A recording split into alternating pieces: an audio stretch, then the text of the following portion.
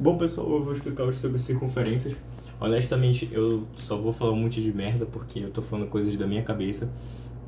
Então, me desculpem se algo estiver errado. Bora lá. Primeiro, o que é uma circunferência, cara?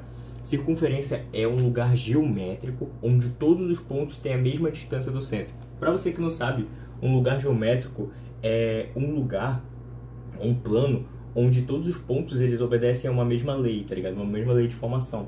Então, se eu traço...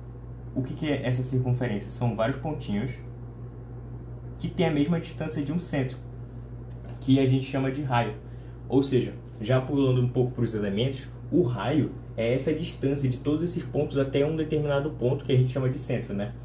Então, por exemplo, a circunferência são infinitos pontos, que agora não está saindo no meu pincel, mas são esses infinitos pontos em volta de um centro com uma mesma distância dele.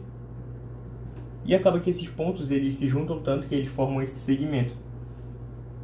Então tá, pulando um pouco para os elementos da circunferência. O raio, né, a gente chama de raio, esse segmento de reta que ele vai de qualquer ponto até o centro.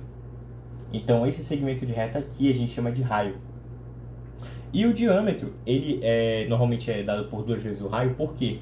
Porque ele é a distância de um ponto até outro, passando pelo centro. Então meio que tu tá juntando esses dois raios aqui, ó, esse raio daqui e esse raio daqui.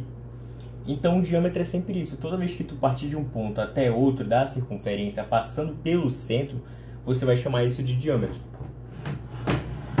Bom, a corda ela já é a distância de um ponto até outro da circunferência, só que não passando pelo centro. Ou seja, se eu traçar uma reta daqui até aqui, isso é uma corda.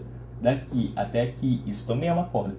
Então qualquer segmento de reta que ligue dois pontos de uma circunferência que não passe pelo centro, a gente chama de corda. E por último, o arco, que ele é um pouco mais importante, né, que ele envolve os ângulos, etc. O arco, ele é o quê? Ele é esse segmento de reta que ele liga os pontos compreendidos na circunferência. Como assim, já?